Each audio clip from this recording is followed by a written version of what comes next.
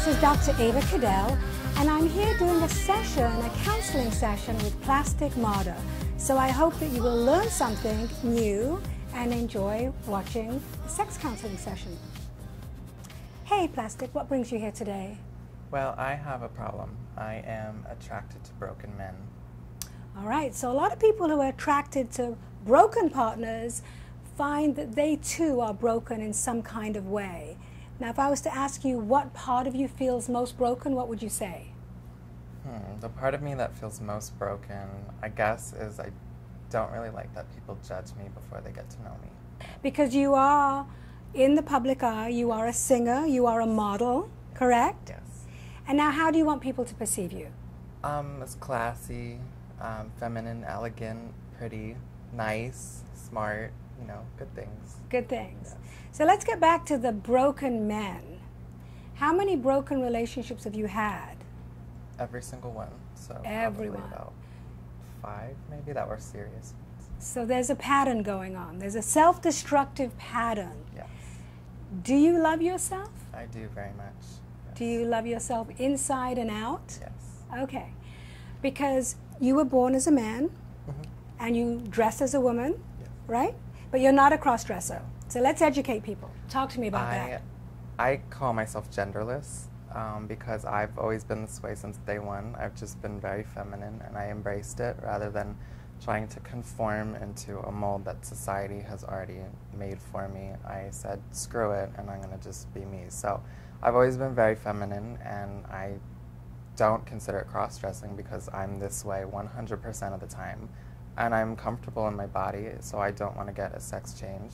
I love who I am inside and out, and I think that society tends to make gender and sex and sexuality so black and white, and people seem to be forced to either choose. And if they're, you know, gender ambiguous, they tend to feel like they need to either transition or be a tranny or a drag queen. But I am happy just the way I am, in my own little corner, dancing alone.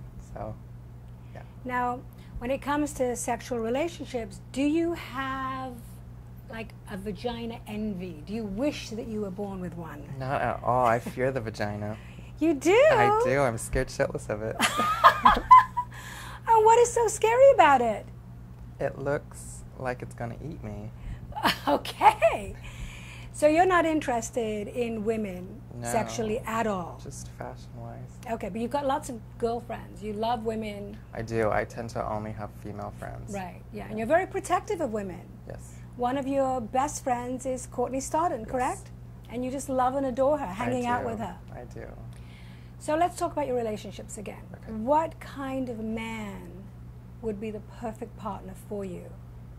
Tom Hardy. Tom Hardy, the actor? Tom Hardy, yes. So tell me what qualities, apart from his great looks, are perfect for you. I just think he's hot. He's masculine. He's sexy. He seems dominant and hot. He's cute. Does he like men or women? I think I heard he was bisexual, but I'm not sure. But that Okay. doesn't stop me because I date straight guys. So then let's get back to the broken area. I'm looking for a pattern. What do all of your past broken relationships have in common? They all seem to end up using me in different ways. Such as? Either sexually or for publicity. They want to be in this lifestyle and they like, you know, meeting famous people and being VIP at parties or whatever. Or emotionally they'll use me, or for whatever, money stuff. So sexually, Yes. how do you feel that you're being used sexually? I feel like they aren't really wanting to commit to a relationship, and they're just playing with a fantasy they have of being with someone of the same sex, because even though I am so feminine looking, I am still biologically male. When you start dating a guy, how soon do you have sex with him? In my mind, I like to think I wait like a good little girl, but it's usually pretty quick. You know, like, I try not to screw on the first date, but second, third, first. Okay.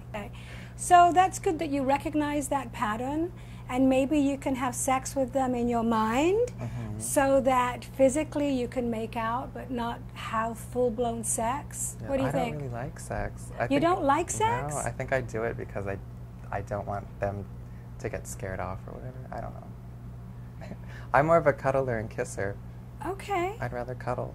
Now, what about masturbation? Do you self-pleasure yourself? Of course. Good, good. That's very good for your health. Good, Yeah. Okay. Because I hate anal sex even more than anything. Really? Oh, yeah. Okay. That's when I have vagina envy. Oh, so you do have vagina envy a little 1% bit. of the time.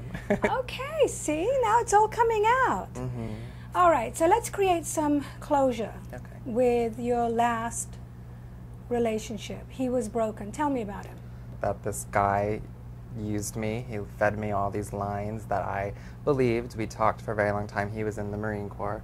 And he fed me these lines. I let down my guard, my walls, let him in. He promised me that he had a connection with me and he never felt this way for anybody before. Whatever, we met a couple times and of course had sex, and it was like we had this great connection and I was falling madly in love with him.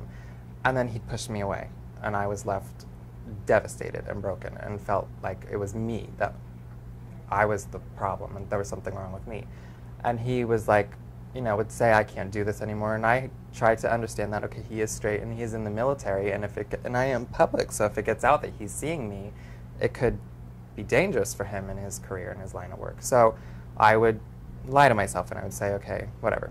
And then he'd come back in my life a couple months later and the cycle would just repeat. And this went on for like 3 years.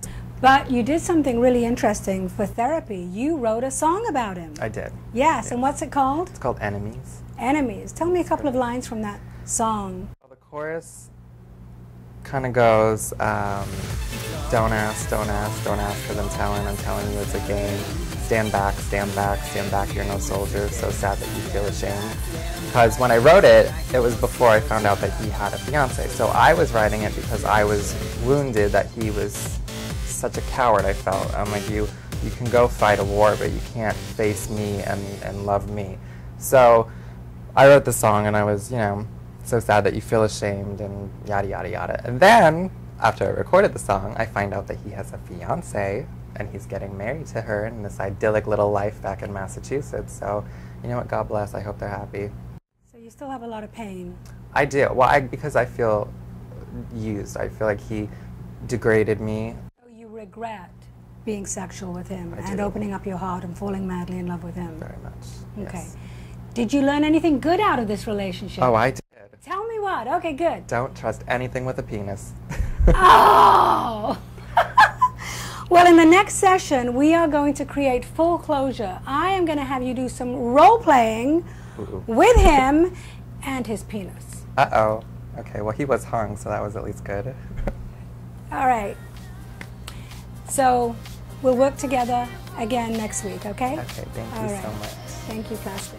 Hi, this is Dr. Ava Cadell, and I hope that you'll come back and watch part 2 of my session with Plastic Martyr as we create some closure, and it's going to get